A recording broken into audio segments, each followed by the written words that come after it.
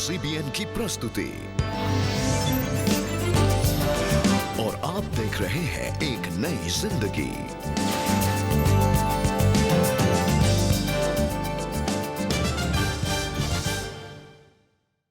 नमस्कार दोस्तों, आज इस सोमवार सुबह में आपका स्वागत है।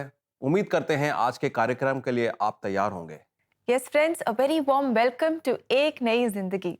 बहुत अच्छा लगता है हर सुबह जब इस प्रोग्राम के माध्यम से आप हमारे साथ जुड़ते हैं और हम मिलकर कुछ नया सीखते हैं, परमेश्वर को और करीबी से जानते हैं, उनके प्रेम के बारे में और जानते हैं।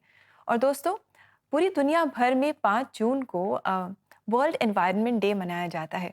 तो आज हम भी एनवायरनमेंट डे एक नई जिंदगी पर ऑब्जर्व करेंगे और इस बार का थीम है #बीट पोल्यूशन, प्लास्टिक पोल्यूशन।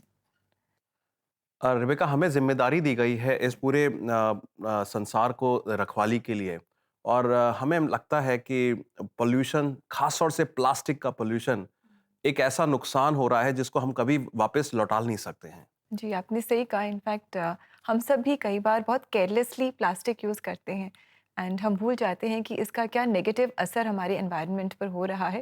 लेकिन बहुत अच्छा है कि हम जो हमारे बस में है वो हम करें। अगर हम केयरफुल हों और रोज़ाना हमारे जीवन में जो हम प्लास्टिक यूज़ करते हैं उसका यूज़ अगर हम कम कर दें, तो that will be such a great blessing to the environment और इससे सबको बहुत फ़र्क पड़ेगा। जी हाँ दोस्तों, हमारा भी योगदान होना चाहिए इस क्लाइमेट केयर में। आज आइए हम मिलते हैं नेस्ट मैन ऑफ इंडिया, जिन्होंने लगभग 4.75 लाख से ज्यादा पक्षियों के घोंसलों को बनाकर स्पैरोज की आबादी को बचाया है। Let's find out how Rakesh Khatri turned his passion for the environment into a life changing career and how he's inspiring others to follow his lead in combating climate change and preserving our planet. तिनकों से घोंसलों तक का सफर चिड़िया के लिए बहुत अहम है, पर शहरों में अब नेस्ट देखना मानो नामुमकिन सा हो गया है। हर दिन roads, highways, buildings, malls and industries बनती जा रही हैं। अर्बन शहरों में काम इतनी तेजी से चल रहा है कि एकर्स ऑफ जंगल से ट्रीज को काटा जा रहा है, जो कभी पक्षियों का घर हुआ करते थे। अब अगर हम बर्ड्स को देखते हैं तो बस पिंजरों में या फिर ज़ू में। सो आज वर्ल्ड एनवायरनमेंट डे पर हम आपको मिलवाना चाहते हैं the nest man of India mister Rakesh Khatri से, जो हमें ऑर्गेनिक नेस्ट बनाने का इजी तरीका बताएंगे। मेरा जन्म चांदनी चौक में हुआ था, पुरानी दिल्ली के अंदर, और वहाँ हमारा जो घर था वो 3 मंजिली था और मेरे घर की छत के ऊपर ना खूब सारी चिड़ियों का घोंसले बने हुए थे अलग अलग। कुछ तो ये था कि दीवार के अंदर से कुछ ब्रिक्स निकाली हुई थी, तो उसकी वजह से घोंसले उन चिड़ियों ने बना रखे थे और मैं जाके वो टोकरी लगा के दाना फेंक के रस्सी बांध के दूर बैठ जाया करता था।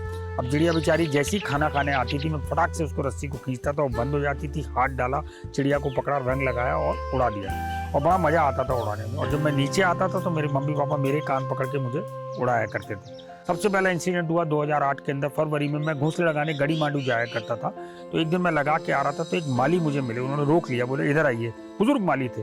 तो मैंने कहा बताइए। तो बोले आप क्या करते हैं? मैंने कहा घोंसले लगाता हूँ। तो बोले बैठ जाइए। बोले खुदा ने आपको बहुत अच्छी एक मुहिम दी है, इसको बंद मत करिएगा, क्योंकि आप उनको घर दे रहे हैं जिनका घर हम लोगों ने छीन लिया। तो इस काम को जारी रखिएगा, ये आपको बहुत आगे ले जाएगा। ऐसे टाइम पे जब कभी आपको कोई ऐसी सलाह दे तो आपको यही लगता है खुदा का भेजा हुआ कोई नुमाइंदा है जिसने आपको ये सलाह दी और आपको इस रास्ते पे आगे बढ़ना है। क्योंकि रास्ता तो सब दिखाते हैं, लेकिन चलना शायद उंगली पकड़ के बहुत कम लोग सिखाते हैं। हमने एक दिन फिर शाम को बैठ के हम दुआ कर रहे थे, तो प्रभु ने हमें मोटिवेट किया, जो हमारे दिमाग में भी आया और जब हमने वचन को पढ़ा तो उसमें भी वही आया। तो उसके बाद हमें एक रास्ता मिला कि हाँ, प्रभु हमें गाइड कर रहे हैं कि तुम पर्यावरण को बचाने के लिए ये काम करो, जो पर्यावरण प्रभु ने इतना सुंदर बनाया। खुदा ने ऐसा बीज डाला मन के अंदर कि नहीं, तो इसी काम के अंदर आगे बढ़ना। और उसके बाद अपने आप ऐसे वसीले मिलते चले गए जिन्होंने मुझे इस चीज़ पे आगे बढ़ाया। हमने जब इको रूट फाउंडेशन शुरू किया और हम सोचते थे कि हम इसका नाम नोहाज़ आर्क रखें।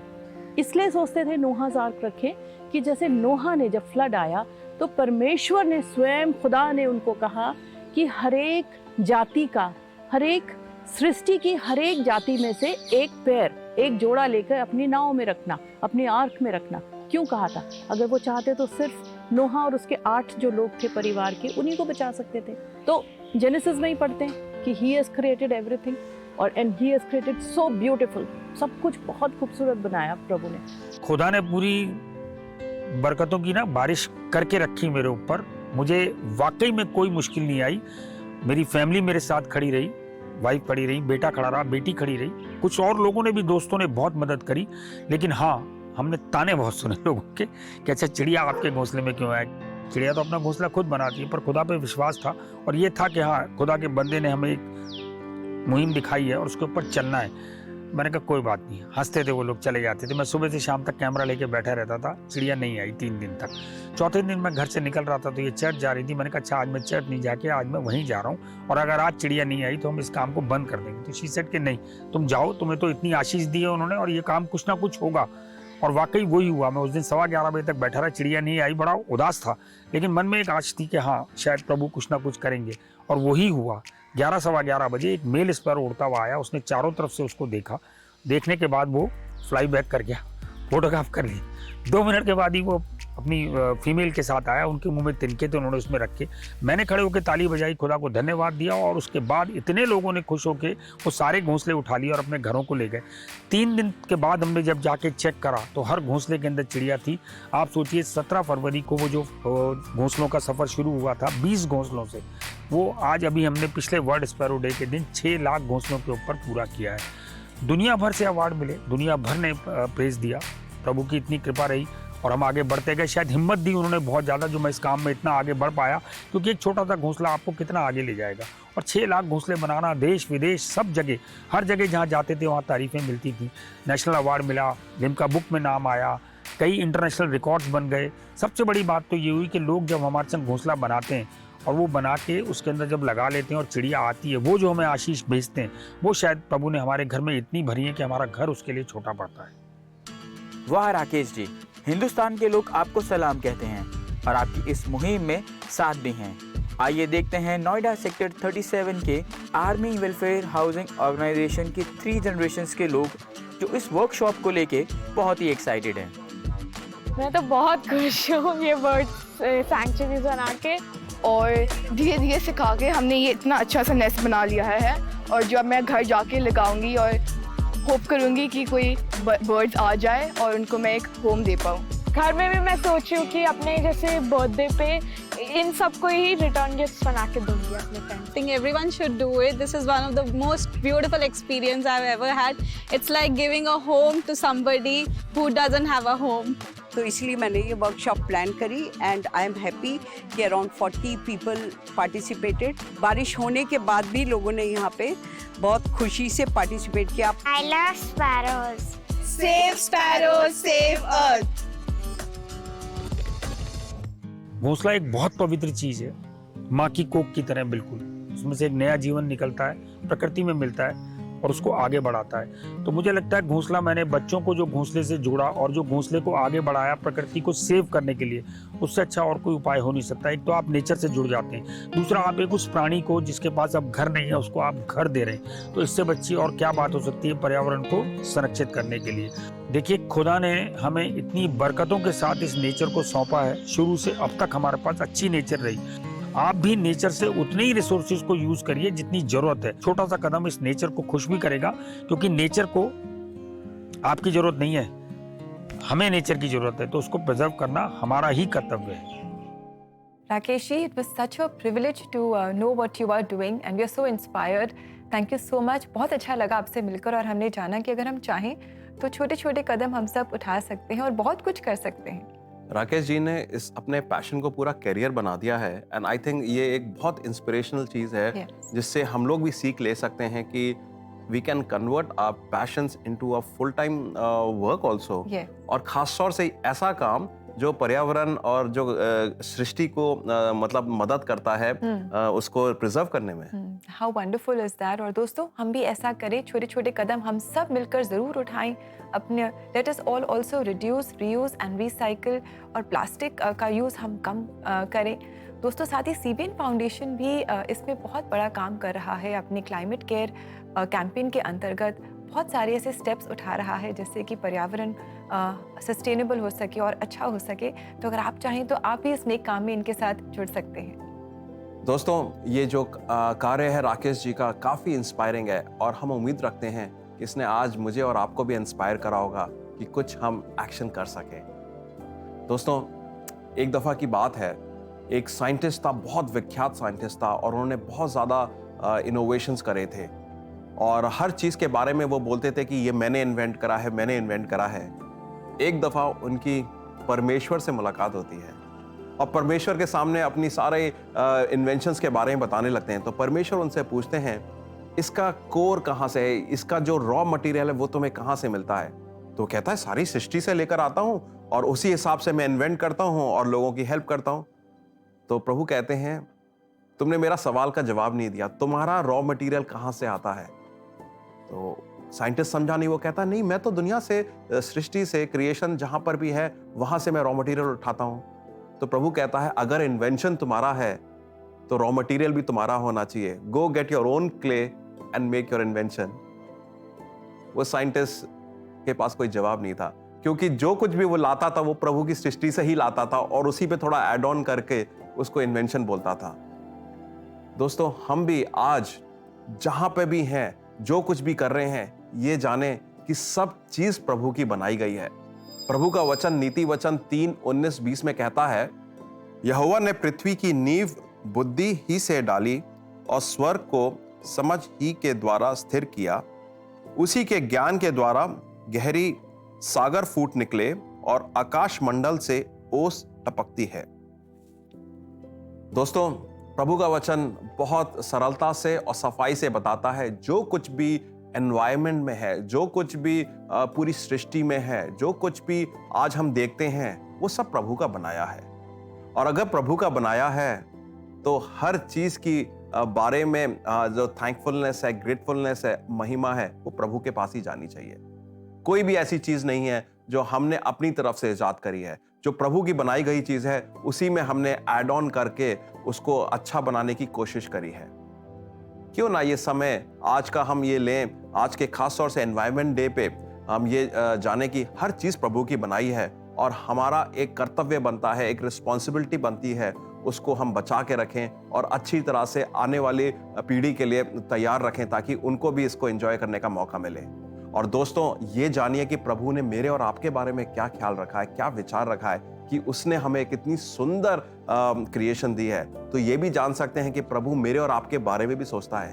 तो आज अगर आप सोचते हैं कि आपको कोई नहीं सोच रहा है, कोई नहीं समझ रहा है, आपके बारे में कोई नहीं जानता है, या आपके लिए किसी ने कुछ सोचा नहीं है, तो ये जानिए कि प्रभु आपके बारे में सोचता है। उसने इतनी प्यारी सृष्टि की रचना करी है मेरे और आपके लिए, मैं और आप एंजॉय कर सकें। तो ये भी जानिए कि प्रभु आपको चाहता है और आपके लिए ये सारी चीज बनाई गई है। जी हाँ दोस्तों, इस बार का वर्ल्ड एनवायरनमेंट डे थीम है #बीट प्लास्टिक पोल्यूशन। आइए हम मिलकर प्लास्टिक के उपयोग को कम करें। Let us say no to single use plastic products. और परमेश्वर को अगर हम वाकई प्रेम करते हैं तो उनकी बनाई गई खूबसूरत धरती का हम ध्यान रखेंगे और हम इन चीज़ों का उपयोग कम करेंगे। और दोस्तों, जैसा कि आप जानते हैं, इस पूरे महीने हम इंक्लूशन के बारे में बात कर रहे हैं। अगर आपके पास कोई भी प्रेयर रिक्वेस्ट है जो आप हमारे साथ शेयर करना चाहते हैं, और अगर आप हमारे साथ मिलकर प्रार्थना करना चाहते हैं अपने स्ट्रगल्स के बारे में, अपने चैलेंजेस के बारे में, तो क्यों ना आप हमें कॉल करें CBN प्रेयर लाइन में। हमारा नंबर है 9910401010। हमें बहुत खुशी होगी आपके साथ मिलकर आपके लिए प्रार्थना करने में। दोस्तों, अब समय है एक ब्रेक का, और ब्रेक के बाद हम जानेंगे CBN foundation, CBNF, how CBNF is contributing its part towards a sustainable future, और इस सृष्टि को कैसे बचाव का एक माध्यम मिल रहा है। So stay tuned with us, we'll be right back.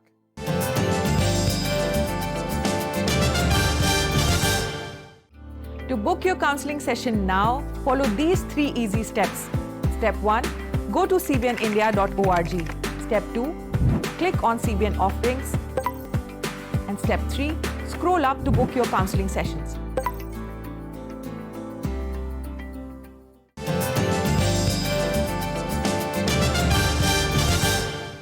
Welcome back दोस्तों। एक नई जिंदगी प्रोग्राम में आज हम वर्ल्ड एनवायरनमेंट डे ऑब्जर्व कर रहे हैं और इस बार का थीम है #बीट प्लास्टिक पोल्यूशन। और दोस्तों, जैसा कि आप जानते हैं, सीबीएन फाउंडेशन इस क्षेत्र में बहुत काम कर रहा है अपने कैंपेन्स के थ्रू, और ख़ास करके जो इस महीने climate care campaign CBN foundation is doing, उसके थ्रू बहुत सारे ऐसे इनिशिएटिव्स लिए जा रहे हैं जिससे हमारे क्लाइमेट पर एक पॉजिटिव इम्पैक्ट लाया जा सके। एंड आई एम श्योर ये इनिशिएटिव्स काफ़ी इंस्पायरिंग होंगे, ये लोगों को अवेयर कराएंगे और साथ में एग्जाम्पल भी देंगे कि कैसे हम आगे बढ़ सकते हैं इसमें। तो दोस्तों, देर किस बात की, चलिए देखते हैं सीबीएन फाउंडेशन कैसे देश को और इस संसार को बेहतर और सुरक्षित बना रहा है। आइए देखते हैं।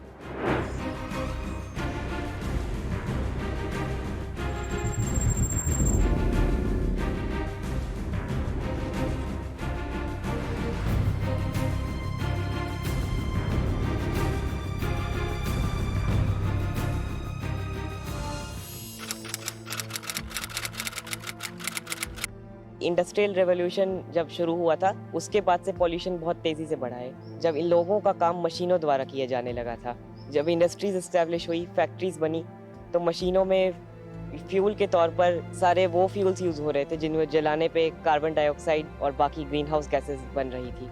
उसकी वजह से क्लाइमेट चेंज हो रहा है, तो उस वजह से आजकल सांस लेने वाली बीमारियाँ भी बहुत तेज़ी से बढ़ रही हैं।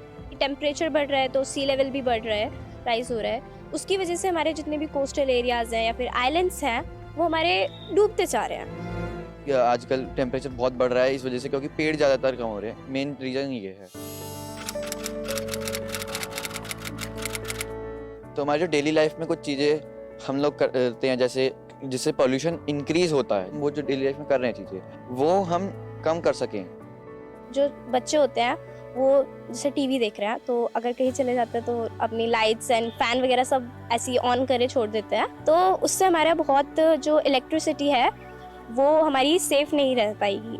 हमें कोशिश करनी चाहिए कि हम जो भी ऑल्टरनेटिव फ्यूल्स वाले व्हीकल्स यूज़ करें।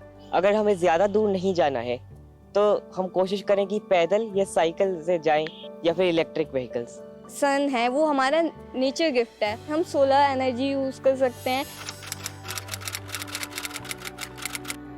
हम अभी यूथ हैं इंडिया के, हमारी कंट्री के, तो फिर हमें रिस्पॉन्सिबिलिटी लेनी चाहिए कि हम इसको चेंजिंग ऑफ क्लाइमेट को समझें और उसके बारे में डील करें। और अगर हम सभी स्टूडेंट्स इसमें साथ देंगे, एनवायरनमेंट को बचाने में काम करेंगे, तो इसके इफेक्ट्स बहुत कम किए जा सकते हैं। हमें अपने एनवायरनमेंट के बारे में अभी से ही सोचना शुरू कर देना चाहिए। And as we all know that we don't have planet B, we have only one planet. तो हमें उसे ही सेव करना है, क्योंकि अगर हमारा ये प्लैनेट खत्म हो गया तो हमारे पास दूसरा प्लैनेट नहीं है। और अगर हमें चेंज लाना है तो हमें सबसे पहले खुद से स्टार्ट करना चाहिए। B the change.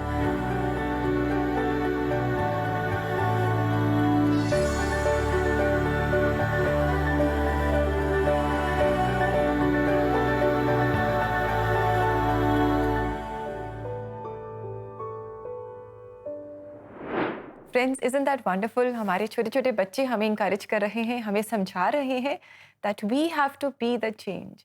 जी हाँ, बहुत कुछ गलत हो रहा है हमारे आसपास एनवायरनमेंट में। हमने देखा आज कि किस तरह पोल्यूशन बढ़ रहा है, लेकिन we have to be the change and we can be. जी हाँ दोस्तों, आज हम भी संकल्प ले सकते हैं सीबीएन फाउंडेशन के साथ मिलकर, और climate care under environment protection के साथ हम आगे बढ़कर ये मुहिम में शामिल हो सकते हैं। और इस पर्यावरण को हम एक गिफ्ट दे सकते हैं कि हमारा पैशन और हमारा साथ इस क्लाइमेट को बचाएगा। आप भी इस इनिशिएटिव में सीबीएन फाउंडेशन को सपोर्ट कर सकते हैं। अधिक जानकारी के लिए विजिट करें cbnf.org। और दोस्तों, अगर आप सीबीएन फाउंडेशन के साथ जुड़ना चाहते हैं, उनके सहभागी बनना चाहते हैं, इस नेक काम में अगर आप उनकी मदद करना चाहते हैं, शायद आप वॉलंटियर करना चाहते हो, तो आप ऐसा ज़रूर करें। और ऐसा करने के लिए आप इनकी वेबसाइट को विजिट करें। एड्रेस है cbnf.org। दोस्तों, अब समय है एक ब्रेक का, और ब्रेक के बाद हम प्रार्थना करेंगे, और खास तौर से आज के लिए पर्यावरण की सुरक्षा के लिए और हमारा कैसे योगदान हो सकता है उसमें।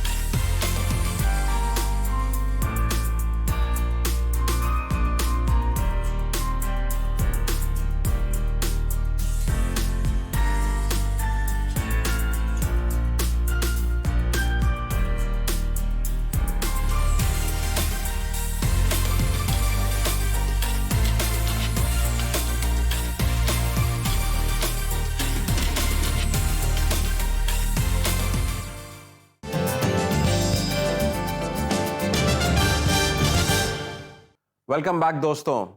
आज हम बात कर रहे हैं बीट प्लास्टिक पोल्यूशन। इस थीम के ऊपर बहुत इम्पोर्टेंट चर्चा है, जहां पर हम अपने प्लैनेट के पर्यावरण की सुरक्षा की बात कर रहे हैं। और आज की तारीख में ये बात करना, अवेयर करना एक दूसरे को बहुत ज़्यादा इम्पोर्टेंट बन जाता है। यस, और एक बहुत अच्छी चीज़ जो हम कर सकते हैं वो है कि हम अपने पर्यावरण के लिए प्रार्थना करें, परमेश्वर से हम बुद्धि समझ मांगे ताकि हम अपने एनवायरनमेंट का ध्यान रख सकें। जी हाँ दोस्तों, ये समय होगा कि हम प्रार्थना करें और इस मुहिम को अपने प्रार्थनाओं में घुटनों पे लाएं और वाकई में इसको सीरियसली लें। परमेश्वर धन्यवाद देते हैं इस सुबह के लिए, इस समय के लिए प्रभु जी, जो आपने दिया है। इतनी सुंदर सृष्टि दी है और हम सभी ने इसका सुख भोगा है। मैं प्रार्थना करता हूँ मालिक कि हम इसके साथ साथ इसके प्रोटेक्शन में भी शामिल हो सकें और जो अलग अलग मुहिम चल रही हैं उनसे इंस्पिरेशन लें। और हम लोग ये भी चाहते हैं कि प्रभु जी, आज जो हमारे भाई बहन जुड़े हैं हमारे साथ, उनकी जो मुहिम है वो भी बहुत सारे अलग लोगों के लिए और लोगों के लिए एक इंस्पिरेशन बने। प्रभु जी, जो आपने हमें गिफ्ट दिया है, हम उसको बड़ी संवेदनशीलता से उसके केयर कर सकें और उसको प्रोटेक्ट कर सकें। और हम ये भी प्रार्थना करते हैं कि बहुत सारे लोग आज ऐसे होंगे कि जो खुद अपने आप को बड़ा अकेला महसूस कर रहे होंगे, कोशिश तो कर रहे होंगे मगर उनके साथ कोई नहीं जुड़ पा रहा है। प्रभु जी, आप अपने लोगों को एक मन में बनाएं ताकि वो इस मुहिम में साथ जुड़ सकें और हम आपको महिमा दे सकें इस मुहिम में आकर के हम एनवायरनमेंट के प्रोटेक्शन में उसके लिए कुछ कर रहे हैं। ये सारी प्रार्थनाएं हम मांगते हैं प्रभु यीशु मसीह के नाम से, आमीन। आमीन। दोस्तों, उम्मीद करते हैं कि आप इस मुहिम में शामिल भी होंगे और प्रार्थनाओं के साथ शामिल होंगे ताकि और भी लोग आपके साथ जुड़ सकें। जी बिल्कुल दोस्तों, हम ऐसा ज़रूर करें और अपने एनवायरनमेंट के लिए भी हम प्रार्थना करें। दोस्तों, आइए देखें कि आज परमेश्वर का जीवित वचन हमें क्या कह रहा है।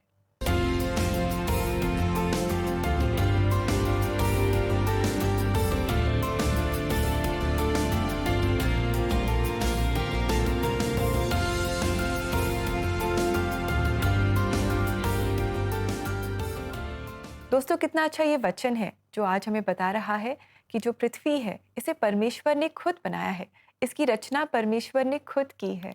और परमेश्वर चाहता है कि हम इस धरती में जो कुछ भी परमेश्वर ने दिया है उसे हम इंजॉय करें। और लेकिन हम ऐसा नहीं करते, हम चीज़ों का सही इस्तेमाल नहीं करते, जिस वजह से पोल्यूशन बढ़ता जा रहा है। हम देखते हैं कि कितनी सारी प्रॉब्लम्स आ रही हैं। दोस्तों, क्यों ना आज आप और हम मिलकर ये संकल्प लें कि हमसे जो भी बनेगा हम करेंगे ताकि हम अपने पर्यावरण को सही तरीके से संभाल सकें और हमारी आने वाली पीढ़ी के लिए भी हम एक हम पृथ्वी को अच्छा रख सकें। जी हाँ दोस्तों, ये बहुत ज़्यादा ज़रूरी है कि हम इसके प्रति संवेदनशील हो and we are sensitive towards the very fragile planet Earth, हमें जो गिफ्ट के तौर से मिला है। जी हाँ दोस्तों, हमसे जो भी बन सके हमें करना है। और साथ ही अगर आप चाहें तो आप सीबीएन फाउंडेशन के साथ जुड़ सकते हैं। उनके क्लाइमेट केयर कैंपेन में उनकी आप मदद कर सकते हैं, सहभागी बन सकते हैं। उनके साथ आप वॉलंटियर भी कर सकते हैं दोस्तों। और ऐसा करने के लिए आप उनकी वेबसाइट को विजिट करें। एड्रेस है www.cbnf.org। रेबेका, हमारा एक कर्तव्य बनता है इस एनवायरनमेंट के प्रति जो प्रभु ने हमें एक गिफ्ट के तौर से दिया है। और प्रभु ने जो हमें गिफ्ट दिया है तो गिफ्ट वो उसी को देता है जिससे वो प्रेम करता है। जी बिल्कुल। प्रभु का प्यार हमारे लिए कितना ज़्यादा महत्वपूर्ण है। दोस्तों, ये समय होगा कि हम एक गाना सुने, तू प्यार का सागर। Saint Michael Church Suket Kota ने गाया है। इस गाने के बोल सुने और आप प्रभु को महिमा दें। जी बिल्कुल दोस्तों, हम मिलकर ऐसा करेंगे। और साथ ही ये कॉयर हमें पूरे हफ्ते भर इस गोइंग टू जॉइन अस और अपने गीतों से हमें आशीषित करेंगे। तो आप भी इन गीतों से आशीष पाने के लिए हमारे साथ पूरे हफ्ते भर जुड़िएगा। और इसी के साथ आपसे लेंगे हम इजाज़त, इस वायदे के साथ कि कल दोबारा आपसे मुलाकात करेंगे। तब तक के लिए नमस्कार। Have a lovely blessed day. नमस्कार दोस्तों।